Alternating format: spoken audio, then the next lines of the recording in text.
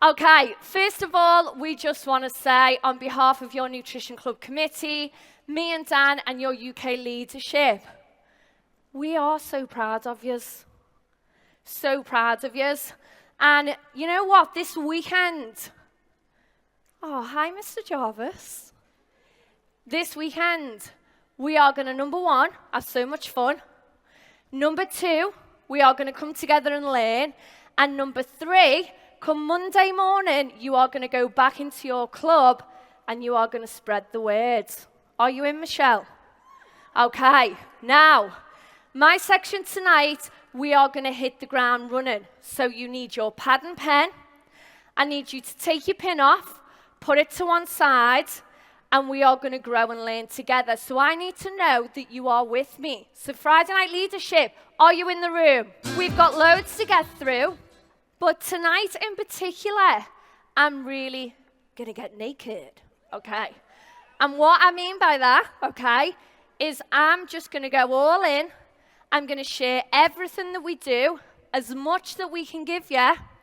I'm not saying that I've got it totally figured out, neither is Dan, but I'm going to show you how we've built royalties, okay? So I need you to come on this journey with us for the next 2 days. And tonight in particular, a lot of the stuff that I'm going to go through is just personal experience. I'm going to share what we've been doing, what we've learned, the things that we got wrong, the things that have massively given us breakthroughs. And I just want you to sit and take notes, and I just want you to enjoy it. There's no judgment. There's no expectation from me. I just want you to learn. So is that okay with everyone? Okay, so this is what I've been asked to share. The first thing is, I'm going to be taking you through how do you build a supervisor royalty machine. Because who likes to play games? Okay, let's try one more time. Who likes to play games? Okay, because we are going to enter into the best game of your life. And the game is how to build royalties. So tonight I'm going to be covering this, okay? Take as much as you can, but as well as playing the game and building the machine that produces royalties, I'm then going to share with you what have we been doing the last 4.5 years that really has enabled us to build independent leaders through Breakfast Budget Club. We call them the Starting Point Junior Partner, and then go out and duplicate. So this is what we're going to cover. Now, we've been asked for us to share our stats, and this is one thing I'm going to say to you. In these next 2 days, if you listen, if you follow exactly what we tell you to do, then we can teach you how to build royalties. If you decide to take bits of this, bits of that, what Radhika was saying, then we can't give you that. Does everyone understand that? So what's important is as we go through the next 2 days, I want you to listen carefully, maybe think about where your business is at this moment in time, and what are the gaps that you need to fill, okay? And I'm going to come back to this slide. Now, let's just start really quickly sharing my story. Now, tomorrow you are going to hear me and Dan. We're going to share our story in more detail. But in a nutshell, I got introduced to Herbalife first. Background is in personal training, health club management. I was 7 months pregnant with our first son, Joe. And I was in around £30,000 worth of debt because I'd had my home repossessed. I was in a job I didn't like. I was working around 70 hours a week. And that was literally just to pay my bills and debt. That was before food. That was before anything to do with social. That was before even putting some money to one side because we were about to be a brand new mum and dad. We were working paycheck to paycheck. And I don't know if anyone can relate to that, but when you're in a lot of debt, you become consumed by it. Everything you do, everything you think about, you have anxiety standing in the queue in the supermarket when you're about to buy your shopping. You know, the electricity needs paying.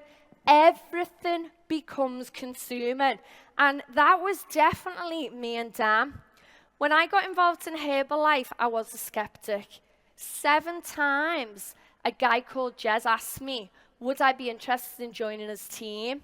And he actually went down the business opportunity route. And if I'm honest, when he got to the 7th time, I felt like throttling him. Because I was like, don't you understand? I'm heavily pregnant. I'm in debt. I'm working 70 hours a week. How do I physically have the time to start a new business? I don't even have the emotion or the energy space. And it was when he changed what he said, and this is your first clue to building royalties, write this down. He said, Foxy, because that's what they call me. Can I practice a free wellness evaluation on you? Will you be a guinea pig? First of all, I was quite insulted. I thought he was calling me an animal. I was like, a guinea pig?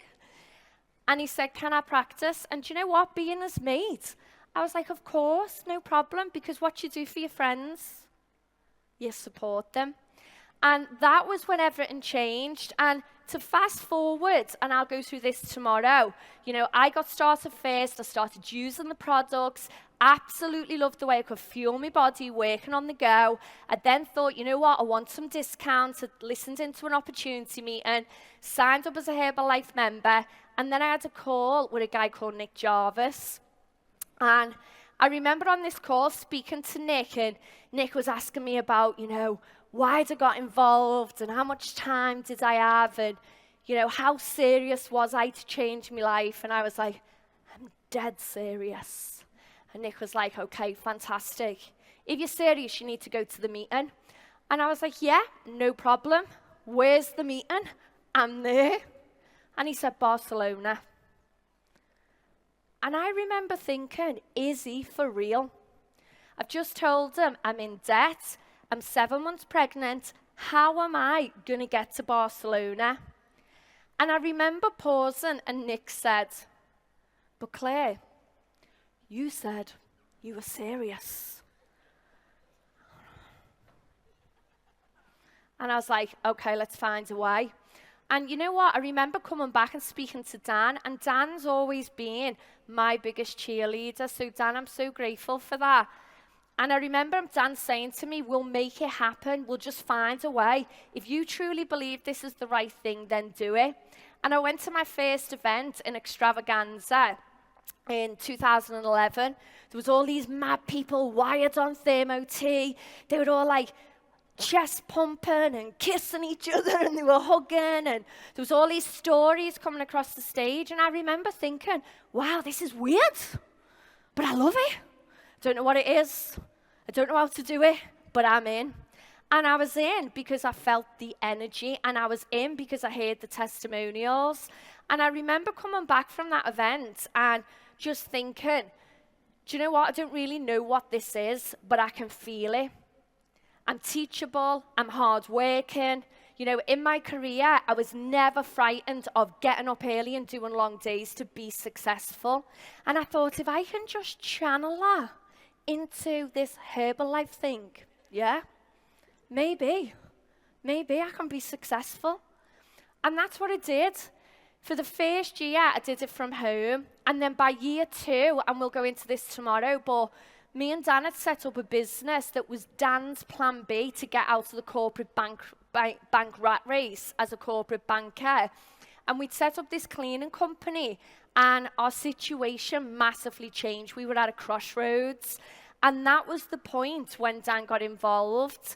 And I remember at that point, we said, okay, let's really commit to this. Let's build this around our full-time job. Joseph was around 1 year old by now. And let's really go to work. And for us, it definitely was about building something that would release us from our full-time jobs. And the business exploded. And you know what? We really thought we'd made it. We really did. We had no pathway, though. When I look back, we went to millionaire within 2 years.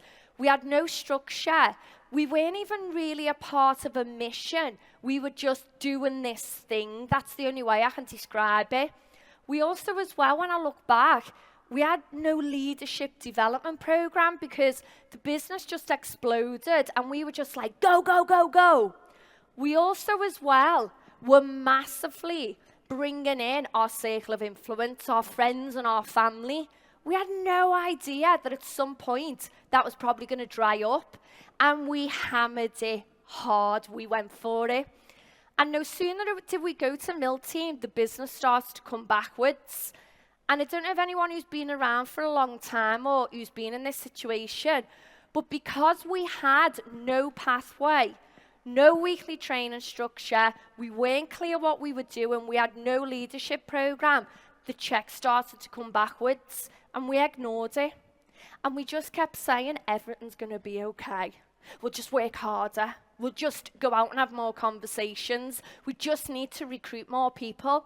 And as the check went backwards, we entered what we call now the President's Team Boot Camp.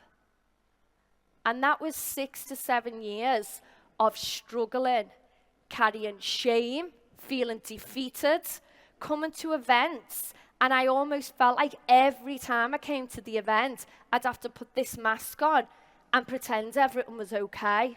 And do you know what? I was really good at it. I could show up at the event, I had energy, and inside I used to feel like crying. And I remember Dan almost dragging me there saying, we will not quit. And I remember the leadership in the UK. I remember Fiona having calls with Dan. Dan was in our bedroom, broken. Fiona was coaching him. I know Justin and Laura, they were reaching out. Matt Elliott, if you're in the room, I remember sitting on our path and you having really strong words with me. You kept me in the business at that point because I was out, and I'm so grateful for that. And then everything changed. Yeah, give them a round of applause. Because you will never meet a family like Herbalife people. They have got your back no matter what. And I remember when it changed and we went to Seville, we both couldn't afford to go, and I went first. And I remember sitting in the room, and Radhika, we are so grateful. Because for the first time ever, I heard, maybe how we fitted in Herbalife. Radhika gave me belief that all them skills that we had in our profession, in our businesses, in our careers, we could bring them into Herbalife and we could build a business that had growth, sustainability, structure, was purpose-driven. I could see it. And it was the first time in years that I thought, oh my goodness, we can do this. And I can remember going home and speaking to Dan, and I was like, Dan, we're going to open a nutrition club. Dan was like, we're definitely not. And I was like, no, Dan, you don't understand. This is going to change our life. And he was like, yeah, I do understand, and we're not doing it. And I was like, no, Dan, I'm going to Ireland. He's like, what are you going to Ireland for? And I said, we need to research clubs. Radhika said, he said, if I hear one more time what Radhika said, and I was like, no, but you don't understand. Radhika said, we've got to do our research. So we're going to spend 6 months researching clubs. And that's what we did. Massive, massive thank you to the Irish team in the room, because you opened your hearts and doors to us. So we came back from Ireland after researching clubs, and you know, one of the big things for us was we did our research. There was so many different nutrition club versions out there globally. Anything that we could watch, we watched. Anyone we could speak to. But we knew the biggest thing after speaking to Nick was we had to get professional. We'd spent years in Herbalife being amateurs. We had an amateur approach. We had amateur work ethic when I look at it now. We had amateur mindset of what we were looking to create. And I remember Nick saying, a massive thank you, Nick. Well, it was like a slap in the face. He said, Claire and Dan, if you're serious about being successful, whatever way you're going to rebuild this, you have to look in the mirror. You have to look in the mirror and you have to get used to being uncomfortable. That has to become the new norm. You also have to get used to challenging yourself and knowing that this is going to be hard work.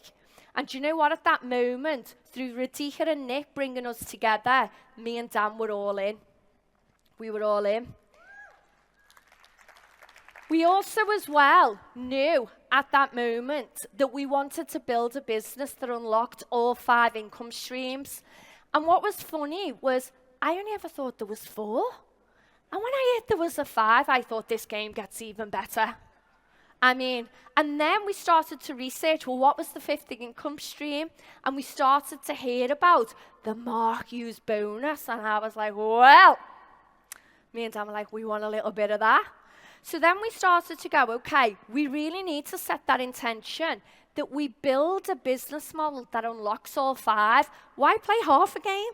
I mean, if we're going to go in, we might as well go all big. And that was what we started to do. But the number one thing was about building a business with growth and sustainability. We were not in it for speed. We were in it for professional royalty growth. Write that down, there's a difference, professional royalty growth. We then started to talk about, okay, we need to have a mission. And I remember Dan saying, you know, every big successful company has a mission. And Radhika had spoken about this in Seville. So we started to create and our mission become clear. We were going to help 10,000 people to get healthier. And we were going to be purpose-driven. We then thought, okay, well, we need the how. If we're going to help 10,000, we need to create a very clear vision. And remember, we wanted all five income streams. So we needed to build a business that yet built royalty, but also as well, we were able to do duplication because we knew we were capped with how many people we could help on our own. So we set a big vision to create 100 profitable breakfast budget clubs, and that was it, and we called that Club 100. Now, what I'm going to share now is the 5 things that we learned have really helped us to create a supervisor machine, a royalty building machine. And I want you to go into this section and just think with your business at this moment in time, what have you got in place? And maybe where are the areas that you've got gaps? Is everyone with me on that? You're all looking very serious. Am I talking too fast? Still with me? Okay, great. So these are the 5 things that I'm going to cover. We're going to talk about having a vision. We're then going to talk about what's your vehicle, because you need a vehicle to move people into the marketing plan.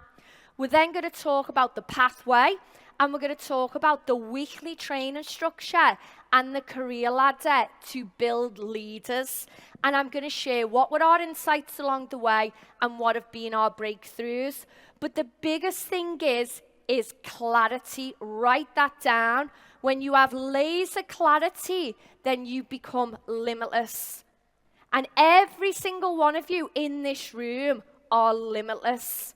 Tonight, I give you permission to join our mission because each and every one of you are in mine and Dan's organization. Together, we are going to create royalties and make an impact. All good? Okay. So my question to you is, what is your vision? What is it that you are looking to create? For us, it was the 100 profitable clubs. But straight away, you have to ask yourself, are you looking to build a retail club? Good cash flow. We all like cash flow, but that's one income stream. Or are you looking to build an academy club that produces royalties? There's a difference. Because from day one, I don't care if you've been in the business and you're a junior partner and you've been in 3 months, 6 months, 6 years, 20 years, I'm asking you the question, what is your intention? Because what you set now for what you create will become your reality. All still with me? Okay. Now for us, we decided that we wanted to make the game interesting. So we had to go at mapping out the marketing plan, and we were like, okay, based on the business unit, speaking to Dan, listening to Radhika, speaking to Nick, how many profitable clubs would we need to move up the marketing plan? Because if I could sit down with someone like Grace and Gav and go, right, okay, where do you want to get to on the marketing plan? And they say, president's team, I have clarity of how many profitable clubs they need to build in order to make that a reality. Are you all still with me? Okay, brilliant. Now, the next thing is you need your vehicle. And this is really important because, you know, over the years, and I'm going to say this with tongue in cheek, loads of people said to us when we were open 7 till 11, why don't you have a lunchtime club too? Nick's laughing. And then it was like, why don't you, Fi's laughing, why don't you open your club overnight? And straight away, me and Dan were like, no. And I'll tell you why it was no, Quentin. Because we always knew that we were looking to attract people who wanted to do what we did. And how good is this? We're looking for club owners who work 6 mornings a week, 7 till 11, and with hard work, commitment, you can earn between £4,000 and £8,000 a month. Does that sound good to you? Okay. There's a difference. Whereas if I say to you, and you've got to go out every night, and it's 14-hour days, why is Rita going to want to leave? She's a professional. A full-time job. She's got a career, fairly good pay. The attraction's not there. Because remember, we want to go big. We want 100 profitable clubs. But we want to find 100 people to repeat that vision. Are you all still with me? Okay, brilliant. Woo! Yes. Now, let me just go back to this because Radhika touched on some of this, and this is important, and Jeb mentioned it. You're going to hear the detail around the Breakfast Budget Club vehicle, but there's one thing for me and Dan. It's a training ground to find club owners. And what the club enables you to do, front loading the day, is to impact the efficiency of everything. Impact the efficiency of working with customers, finding people to join the team, getting results, maxing out referrals. Because we want to work smart. Yes, we work hard, but it's about efficiency of the system. Does everyone get that? And this is really important. So you have to make sure that your intention doesn't stay as a retail club with an academy. So I'm going to ask you, is your club retail or academy? Which one do you want? Shout it out.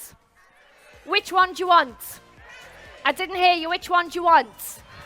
Are you willing to work for it? Are you willing to listen?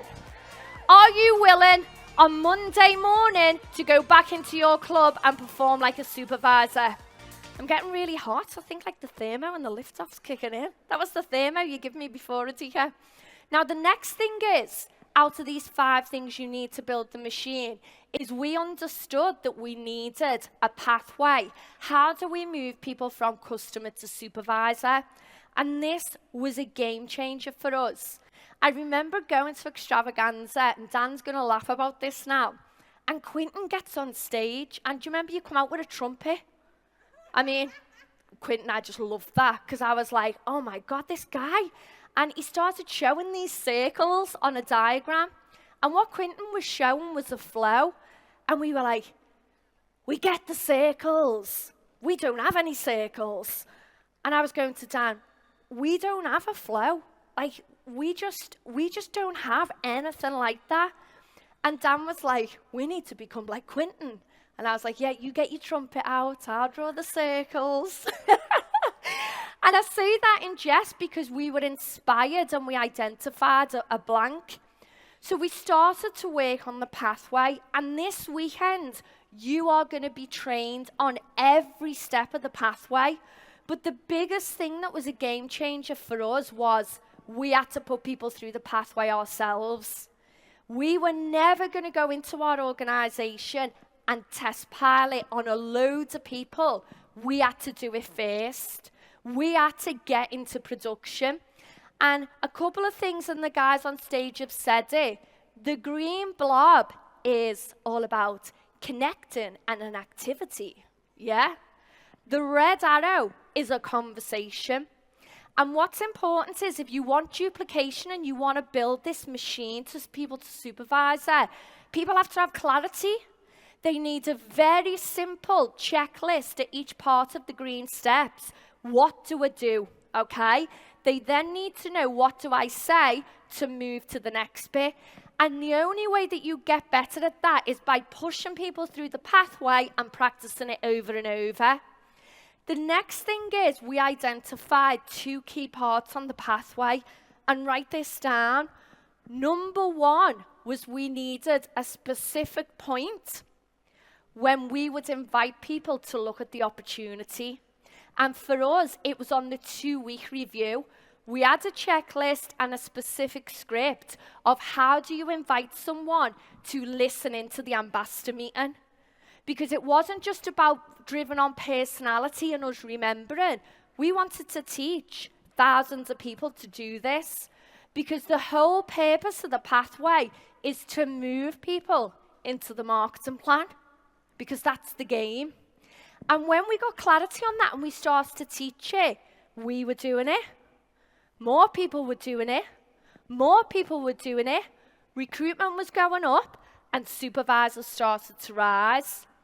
And then the next part was when people listened into the ambassador meeting, it was getting clear that there's a place for everyone and you have to find out where they fit. We spent years trying to make everyone be a president's team member. Whereas by building relationships and finding out and meeting them where they're at, do they want to be an ambassador just ordered at a discount, connect, relationship and retain? Or do they want to join the trainee coach program, connect, help put money in the pocket? Or do they want to go on to possibly be a business builder? That was the biggest game changer of not burning people out. And by the way, when we started to teach that, our club started to fill and we started to retain. When people felt safe and they trusted us, they started to refer and it started to grow. But that's your machine. And I want you to remember that when you go into this weekend. Now, the next thing was that in order to move people through, we had to have a training structure. But the training structure initially was down to me and Dan putting people on it. We had to show our team that we needed to breed supervisors ourselves. We needed a place also to start the process to develop leaders. So the training ground for these new leaders, getting people involved in sharing the testimonial, being on panels on the academy, training on the products was the first foundation of getting these people ready. And a lot of the people you're going to see on stage this weekend, they started on them calls as customers. They then went on to the ambassador and shared the testimonial. They then went on to academy and they were on a panel, terrified. And now this weekend, you're going to see them on stage training. That is nourishing people's potential. Are you all still with me? Yeah? Okay. Now, number 5, and this was the big game changer, and I'm going to share a little bit more on this, was the career ladder. For years, we've been involved, and we always struggled to develop leaders and to develop through. And when we were first introduced to the career ladder, I loved it because I could relate to it, if I'm honest, from a working environment. In the fitness industry, we would have in a club, a manager, then we'd have an assistant manager, then we'd have a senior personal trainer on the floor, then we'd have an instructor, and we would move people through by promoting them. So when we were introduced to the career ladder, I was like, oh my goodness, Dan, I can see how we can develop people to go on and open clubs. But there was one thing with the career ladder. The only way that we were going to perfect it was by focusing on our personal production. And if I can give you anything from my training tonight, is that if you want to build royalties, you have to have your personal production minimum 7,000 to 15,000 plus, because that means you're taking responsibility for your business, bringing people into the funnel and moving them through the pathway, because the supervisors are a percentage for them new people that you're bringing in. And for us, we started to figure out the numbers through tracking, and you might want to write this down. In order to create an active world team business, and we've tracked this, you're talking 3 new people a week, 3 new customers, bringing them through the pathway. Have we got that? Active world team, how many new customers a week? Didn't hear you. How many a week? Okay, great stuff. To create a global expansion team business, it's 5. To create a global expansion team business, how many? Well done. And this weekend, we're going to show you how to do that through making your business, write this down, 80% referrals. Because what we've learned in clubs, it's an environment to thrive, referrals. If you rely on circle of influence, then you will run out of people. Your business becomes limited. For us, working the referral process, we're going to teach you what to say, how to say it, we're going to role play it. And it's not just at one part of the pathway, it's at every single green bubble. Did we hear that? Every single green bubble. And then these are some, numbers that I want you to look at, and you can screenshot this if you want. For us, remember, it was a game, and it still is. We wanted to create this machine that was kicking out the numbers. And what we started to realize through tracking the business over the first 3 years is by following this model to the letter, not changing anything, these were some of the numbers of the pin changes. So if you started to consistently pop this amount of new supervisors per month in a 12-month period, these were the pins that started to be created. And you need gauges to understand what your intention is and how you're going to get there. Are you all still with me? Okay, now, the best part of it is we identified the first 2 years, we were just doing activity and moving people through. And we were just hoping we were going to grow. And the first year, I remember getting so frustrated. I was like, it's not working. The royalties aren't growing. And I was having a proper meltdown. Spoke to Nick, me and Dan, and Nick was just like, you have to keep going. You have to keep going. And then the penny dropped. And I was like, we've only been doing it a year. How long does it take to create a supervisor? Now, back then, our skills were a little bit rusty. We hadn't quite perfected it. So the birth of new supervisors was taking a little bit longer. But as we put more people through the system, we got sharper, we got better, we got the checklist, we could teach others. We then started to realize to create a new supervisor, you were talking on average 3 to 4 months. So then I started to be more professional, and so did Dan, in our attitude towards the machine and the respect to building a royalty with growth and sustainability. It was a penny drop moment because 1 year in, we wanted the royalty growth, but we got to the point where we understood it was going to take time. So then we started going, okay, well, we need to get confident in tracking, is this machine kicking out what we wanted? So we started to use BizWorks, and this was a game changer for us because once we started to do it, we were able to work with our club owners and junior partners. So we started using BizWorks, and I'm not techie, okay? I'm definitely not, but I like to play the game, okay? So we started looking at BizWorks using the new organizational analysis, and this is what I want you to think about. You're in here because you're meant to be. You're not here by chance. You made a decision.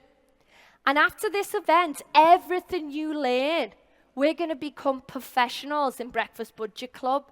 And as part of that, as one big group, we're going to start tracking our organizational analysis. How many new supervisors are we producing a month? And it might take a time to get your machine well-oiled, yeah? But we're going to keep putting people through and working them through the pathway. And for us, we always look at 3 levels because we know that's royalty. And for us, and we're a little bit further down the line, we look at all levels because we want to look at duplication all the way through. Is everyone still with me on that?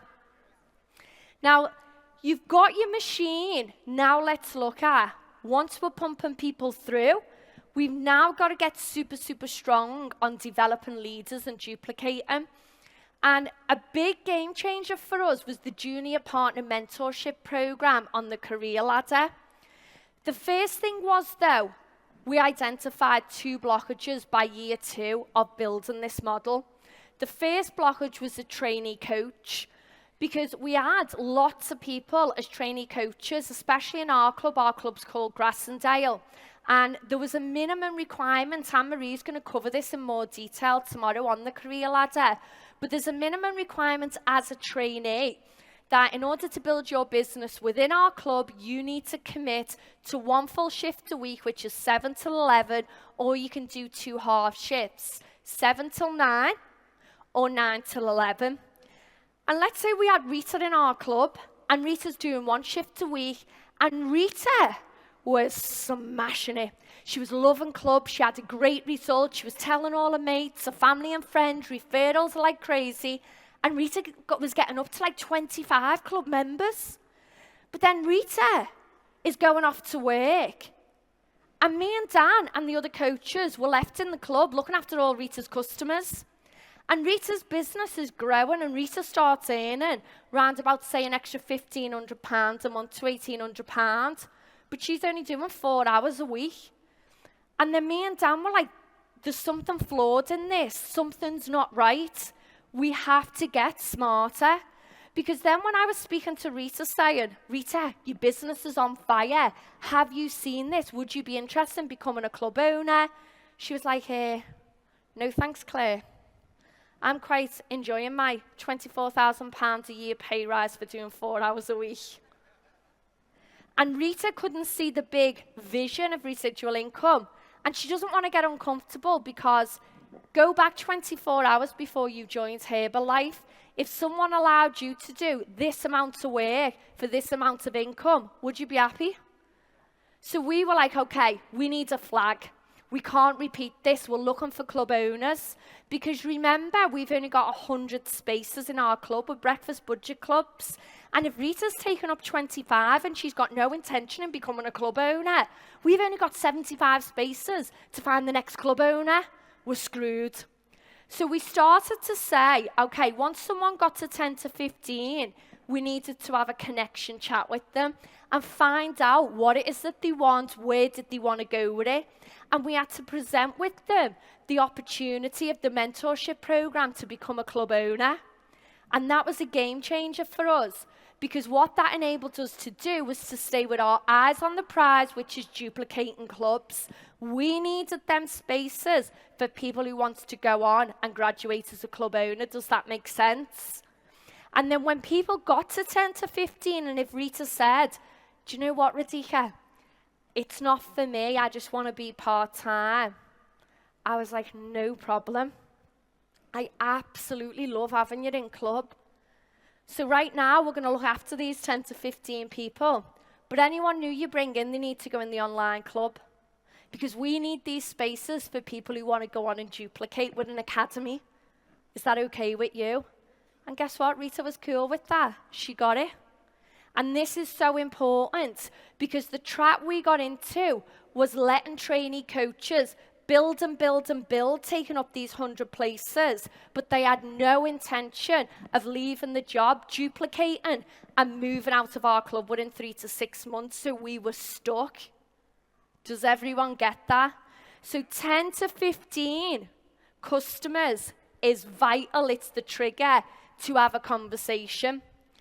Now, the next thing was we identified that we were bringing in junior partners who wanted to go on and have their own club, but we couldn't get rid of them. And one of them was called Grace Tierney, and you're going to hear from her this weekend. And she was building within our club, and she was building Michelle and building it. Do you know what? She had all the great attributes. She had attitude. She was positive. She was a go-getter. She was fantastic on the floor. She had big vision. But when she was ready to move out, when she had a certain amount of people, she goes to me and Dan, I've been thinking, I think I'm going to stay a little bit longer. Dan was like, no, you're not. You've got 2 weeks and you're out. But we identified that we had to get clarity on the role.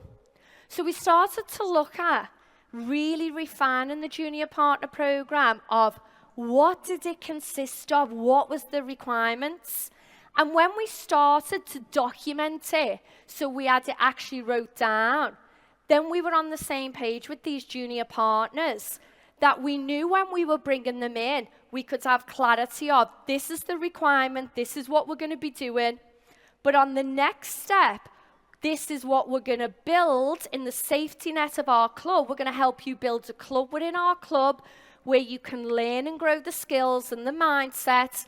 You can build 30 to 40 club members, 2 to 3 serious trainees, but it's a temporary position. Write this down. It is 3 to 6 months. And I'm going to be honest with you. Within 3 to 6 months, they need to move out. Because if you keep them longer than 6 months, and we've learned this, we changed it to 12 months, the junior partner gets way too comfortable. The culture of the club becomes that people stick rather than moving through the career ladder and graduating and moving out. Do you understand that? So it's important that your junior partners know that, number one, they're selected by the club owner. Number two, it's a temporary position. It's a mentorship, 3 to 6 months. You're going to help them develop the skills, build the business, pick their business up, move out, and open their club in profit. They already have a customer base. They already have a team in place. They have skills, and they've experienced it.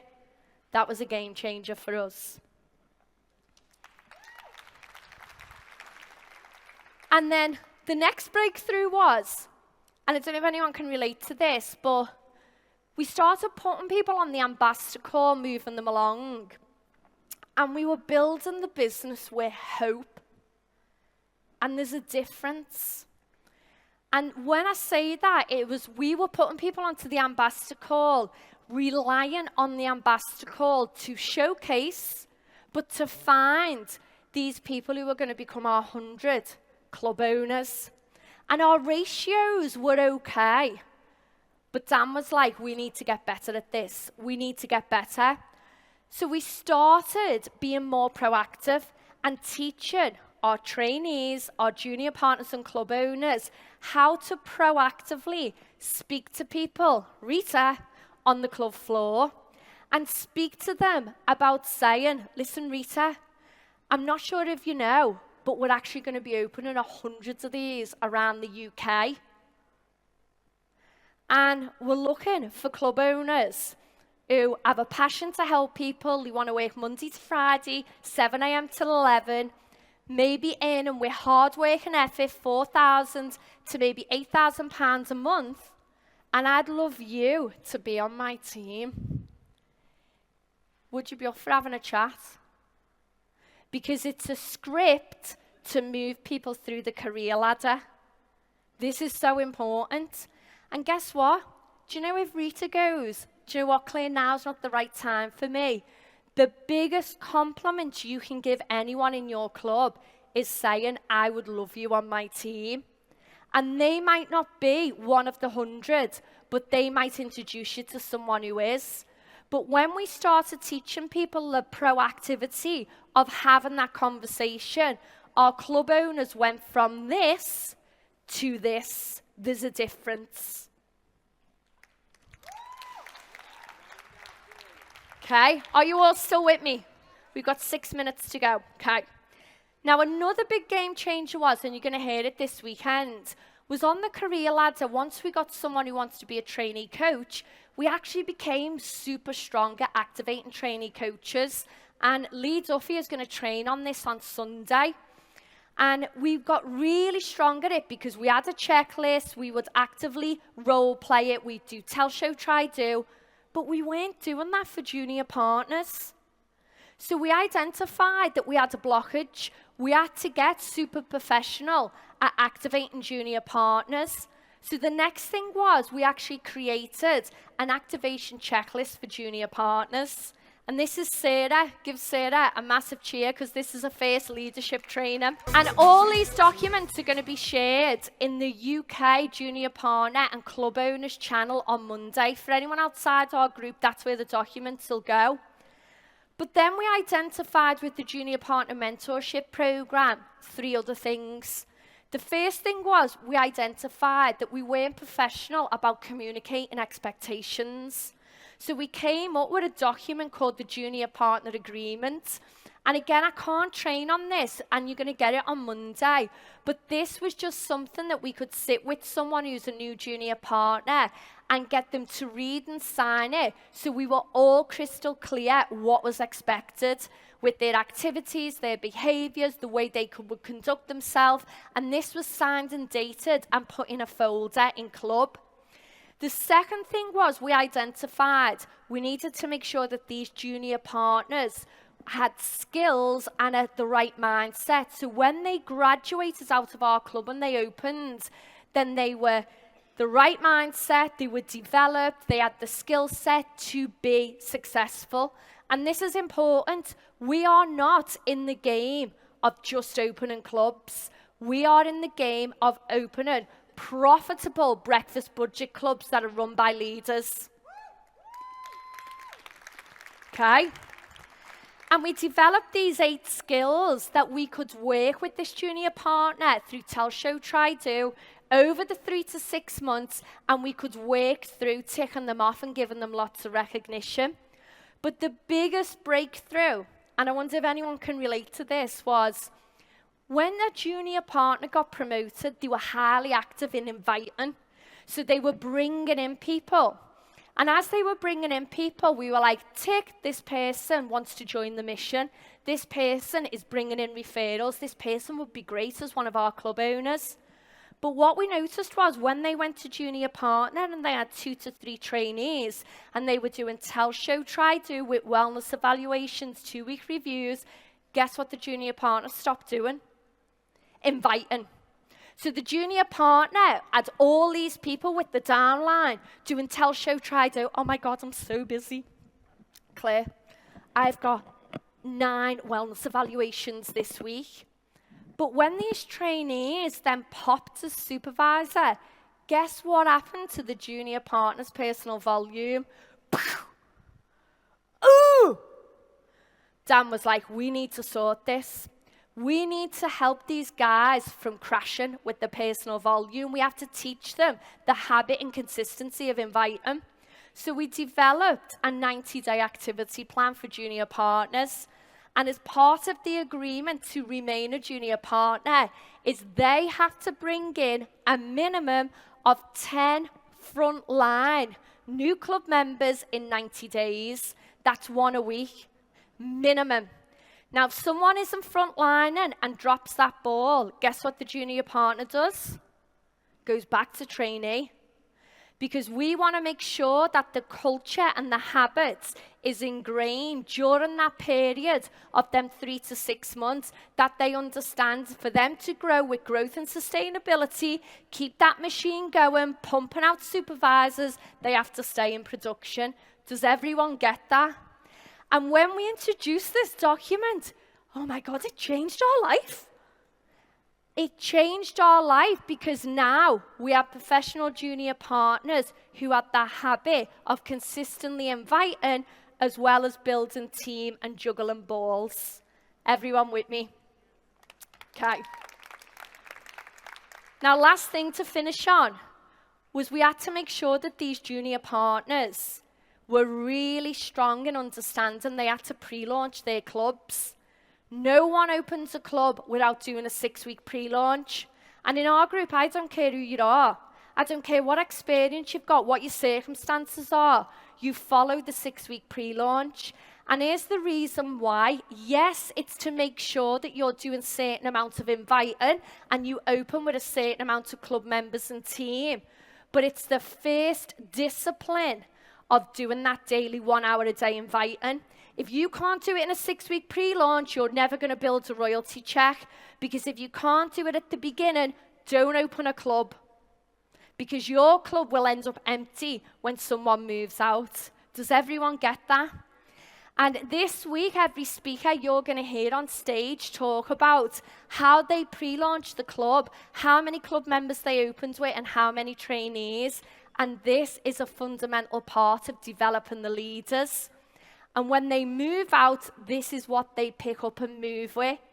Our clubs are low startup cost, low running cost, highly profitable, world-class customer service, and we produce royalties.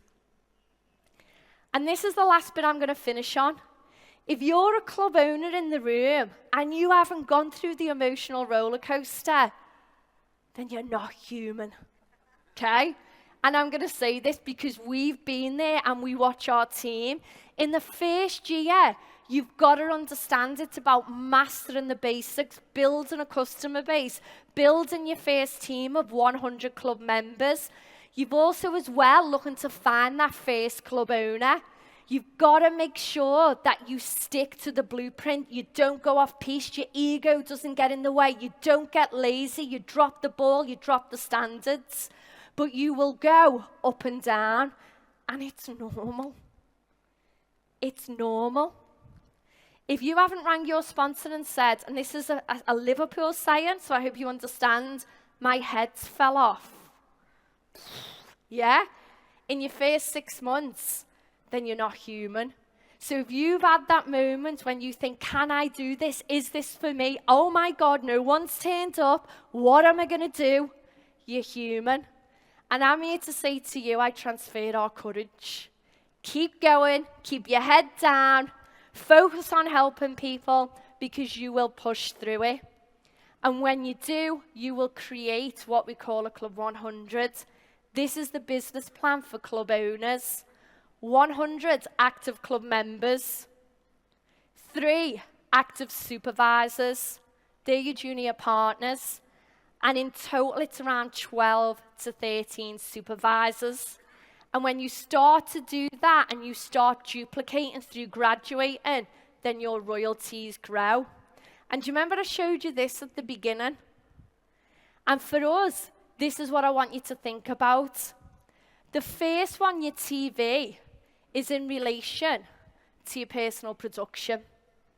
3 to 5 new club members a week, no excuses. No one's going to build it for you.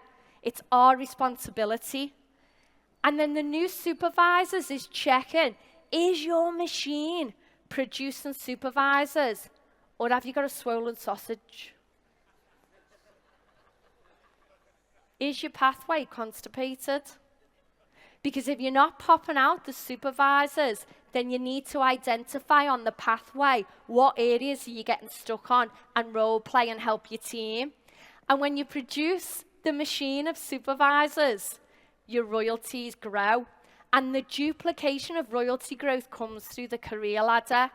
So personal production, pathway is your supervisor machine, career ladder is your duplication and your leadership development plan. And these are my top tips to finish. Number 1, become a professional in Breakfast Budget Club. You can't be half in. If you want the results, you've got to commit 100%. You've got to be in mind, body, and soul. You've got to live it. You've got to breathe it. Number 2, set the intention from the start to create a royalty machine. Have you got a clear vision? Are you following the pathway? No shortcuts. Are you doing your weekly training structure but plugging people in? And are you following the career ladder, looking for that to guide you to find the duplication in club owners? And personal production, no machine will kick it out unless you put people in the front end. And start using the organizational analysis. Have fun with it. I think I nearly crashed BizWorks the first few times I was using it. I was doing all sorts. I was on the phone to Anne-Marie. I didn't quite understand it. But the more you go in it, the more you will see, is your business producing supervisors? But do not become a BizWorks bore. Your business doesn't grow by your eyeballs looking at BizWorks. Your business grows by you having conversations and joining the mission. And then last thing I would say is use the Junior Partner Mentorship Program to develop strong club owners and follow the 6-week pre-launch. Guys, my message from me to you this weekend is it's a long-term plan. Have you got balls? Have you got what it takes to become a professional in this model? And I'm here to tell you now, yes, you have, because you wouldn't be in the room. You need desire, you need patience, You need to have consistency. And most of all, you've got to have great work ethic. Guys, I hope you enjoyed my section. My love to you.